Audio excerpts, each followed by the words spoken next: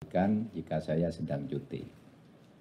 Nah, semuanya berjalan baik, tapi ada 3 hal saya beri catatan yang perlu dilanjutkan karena ada interest dari Presiden sendiri, yaitu 1 tentang hutang BLBI. Saya katakan Bapak pernah memberi interest kepada kami untuk mulai menagih hutang tunggaan BLBI. Waktu itu jumlahnya 111 triliun, 110 triliun lebih, 111 triliun lah.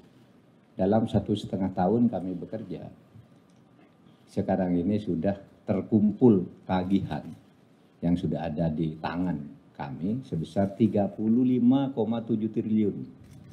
Yang kalau dihitung dengan persentase itu 31,8%. Saya katakan Pak Presiden, ini tagihannya masih ada karena ada yang masih mengelak, ingin tidak membayar, ada yang mau menawar, ini jumlah hutangnya tidak sebegitu dan seterusnya. Saya katakan ini sudah kami tutup, yang sudah membayar ini sudah selesai, yang sisanya tetap harus ditagih Bapak Presiden karena itu berdasar impres. Satu yang disampaikan tentang dana BLBI. Jadi dana BLBI itu harus kita tagih karena itu orang ngeplang itu terhadap uang negara. Kemudian berikutnya yang saya sampaikan tentang penyelesaian HAM berat di masa lalu yang memfokuskan pada sudut korban. Saya katakan penyelesaian HAM, pelanggaran HAM berat masa lalu ada 12, itu secara hukum sangat sulit, itu biar hukumnya berjalan, nanti dibicarakan oleh pemerintah atau Kemenko Polhukam berikutnya. Tapi yang sudah diselesaikan oleh Kemenko Polhukam atas impres juga, yaitu penyelesaian di luar, penyelesaian non-yudisial, yaitu yang khusus untuk korbannya bukan pelakunya. Saya katakan Presiden, Perserikatan Bangsa-Bangsa kali ini, saya sudah belasan tahun tidak pernah memuji Indonesia, kali ini berpidato resmi menghargai pemerintah Indonesia yang telah melakukan langkah penyelesaian HAM dari sudut korban. Pelaku masih terus dicari, tapi korbannya disantuni lebih dulu. Itu resmi Dewan HAM PBB menyampaikan pidatonya, memberi penghargaan kepada Presiden Jokowi dari Republik Indonesia yang telah melangkah maju dalam penyelesaian HAM.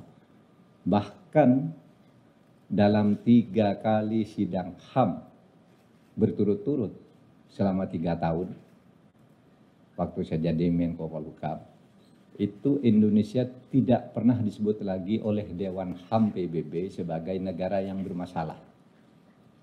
Sebelumnya selalu disebut. Nah, waktu saya mulai tahun 2020, 2021, 2002 tidak disebut Indonesia punya catatan ini, tidak ada. Jadi yang banyak hoax di Indonesia itu rusak. HAM, saya datang ke sini ke markas PBB tidak ada catatan. 3 tahun terakhir. Dulu selalu disebut yang mengalami kemajuan negara ini, yang mengalami kemunduran negara ini, Indonesia selalu disebut di kemunduran. Sekarang sudah tidak disebut. Saya sampaikan itu sebagai laporan dari sudut internasional. Kalau kita sendiri kan masih banyak diskusi lah, ini kurangnya biasa. Tapi dunia internasional tidak ada. Saya sudah datang ke PBB. Lalu yang ketiga yang saya sampaikan ke Pak Presiden yang sekarang sedang berjalan adalah RUU Mahkamah Konstitusi yang atas inisiatif DPR mau direvisi lagi. Saya katakan kepada Bapak Presiden saya tidak setuju dan saya menghentikan pembahasan itu karena aturan peralihannya itu tidak adil bagi hakim yang ada sekarang. Sehingga saya katakan ya itu 3 hal, yang lain rutin jalan, tidak ada masalah. Download Tribun X sekarang, Menghadirkan lokal menjadi Indonesia.